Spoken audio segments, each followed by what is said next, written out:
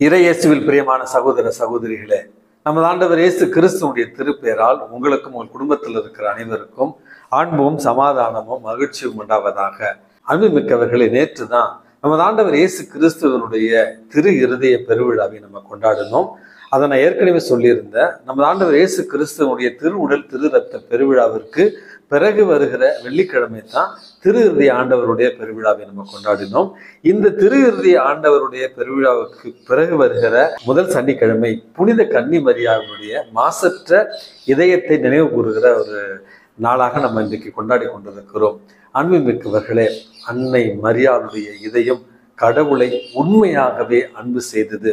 அன்னை மரியாளுடைய அந்த மாசற்ற இதயம் அமைதியில துன்பங்களை தாங்கி கொண்டது.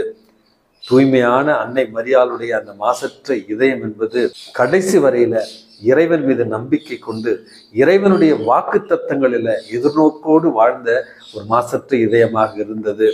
அன்னை மரியாளுடைய மாசற்ற இதயம் என்பது இறைவனுடைய வார்த்தைகளை கேட்டு அதன்படி தன்னுடைய வாழ்நாள் முழுவதும் இறை சித்தத்தை நிறைவேற்றிய கீழ்ப்படிதலுள்ள ஒரு மாசற்ற இதயமாக இருந்தது. அந்த ஒரு இதயம்தான் இன்றைக்கு நமக்காகவும் கத்தோலிக்க திரு அவைக்காகவும் தொடர்ந்து பரிந்து பேசுகிற பாதுகாக்கின்ற ஒரு மாசற்ற இதயமாக இருக்கிறது. அதனுடைய ஒரு காரணமாகத்தான் புனித கன்னி மரியாளுடைய மாசற்ற நாளை நம்ம நினைவாக இன்றைக்கு கொண்டாடி கொண்டிருக்கிறோம். அன்புமிக்கவர்களே, அன்னை மரியாளுடைய இதயம் தூய்மையான அன்பை கொண்டது. அன்னை மரியாளுடைய இதயம் அமைதியில துன்பங்களை ஏற்றுக்கொண்டது. அன்னை மரியாளுடைய இதயம் இறைவனில் நம்பிக்கை கொண்டு வாழ்ந்தது. அன்னை மரியாளுடைய இதயம் இறை வார்த்தையை கேட்டு அதற்கு கீழ்ப்படிந்து நடந்து புனிதத்தை அடைந்தது என்று நம்ம இன்றைக்கு நினைவு கொள்ள வேண்டும்.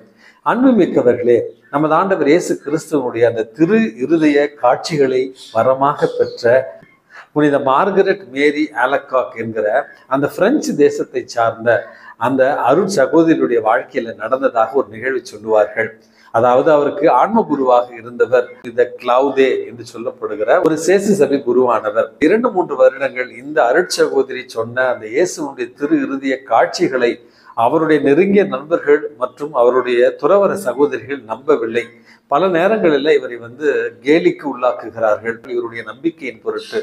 இதை கண்ட இந்த புனித கிளவுதே என்கிற அந்த ஒரு தந்தை இந்த புனித மார்கரெட் மரிய ஆலகாக் அவரிடத்துல சொல்லுகிறார், உனக்கு இறைவன் காட்சி தருகிறார் என்று சொல்லுகிறாயே, அடுத்த முறை இயேசு உனக்கு காட்சி தருகிற நேரத்துல எனக்கான ஒரு உதவியை செய்வாயா அப்படின்னு கேட்கிறார்.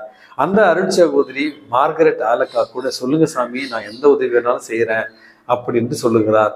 அப்பொழுது அந்த கிளவுதே என்கிற அந்த தந்தை சொல்லுகிறார், அடுத்த முறை இயேசுவினை சந்திக்கிற பொழுது கிளவுதே தந்தையினுடைய பாவங்களை எண்ணிக்கையிட்டு கொஞ்சம் கொண்டு வர முடியுமா அப்படி என்று அந்த அருட்சகோதரி இடத்துல கேட்கிறார்.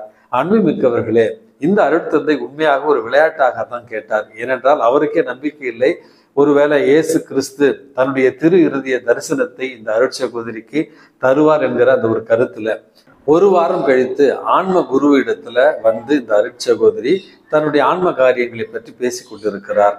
கடைசியில இந்த அருட்தந்தை கிளவுதே என்பவர் இந்த மார்கரெட் மரிய ஆலகாக் அவர்களிடத்துல போன வாரம் இயேசுவிடத்துல ஒரு காரியத்தை கேட்க சொல்லியிருந்தேனே, எனக்காக நீங்கள் கேட்டீர்களா அப்படி என்று கேட்கிறார். அதற்கு அந்த மார்கரெட் மரிய ஆலகாக் சொல்கிறார், ஆமாம் கேட்டேன், உங்களுடைய பாவங்களுடைய பட்டியலை என்னிடத்தில் நீங்கள் கேட்டீர்கள், நானும் கேட்டேன். இயேசு முகமலர்ச்சியோடு சிரித்து கொண்டு சொன்னார், நான் பாவிகளை மட்டுமே நினைவில் வைத்திருக்கிறேன், பாவங்களை வைத்திருப்பதில்லை என்று சொல் அப்படி என்று சொன்னாராம். அன்புமிக்கவர்களே, இந்த அருட்சகோதரி தூய்மையான உள்ளத்தோடு வாழ்ந்த ஒரு காரணத்தினால தான் இந்த அருமையான செய்தி இந்த உலகத்திற்கு கொடுக்கப்பட்டது. இயேசு நம் மீது நிபந்தனையற்ற அன்பு கொண்டிருக்கிறார். பாவிகளாகிய நம்மை அவர் நினைவு கூறுகிறார். நம்முடைய பாவங்களை மன்னித்து அவர் மறக்கிறார். காரணம், இந்த மண்ணுலகில் அப்படிப்பட்ட ஒரு புனிதமான வாழ்க்கையை வாழ்ந்த அன்னை மரியாளை நம்முடைய தாயாக அவர் கொடுத்திருக்கிறார்.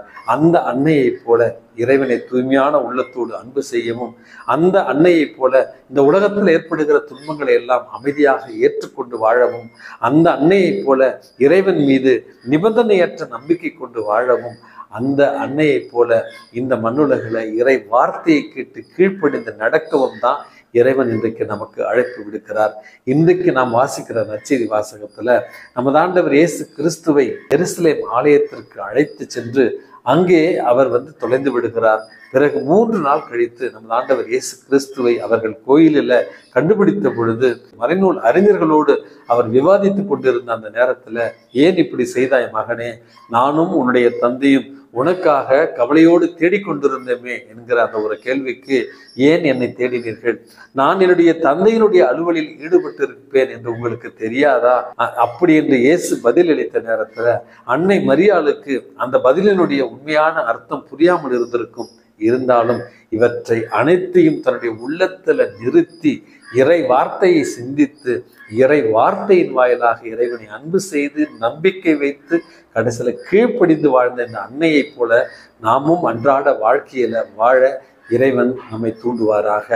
எல்லாம் வல்ல இறைவன் தந்தை, மகன், தூய ஆவி உங்களையும் உங்கள் குடும்பத்தில் இருக்கிற அனைவரையும் நிறைவாக ஆசீர்வதித்து பாதுகாத்து வழி நடத்துவாராக.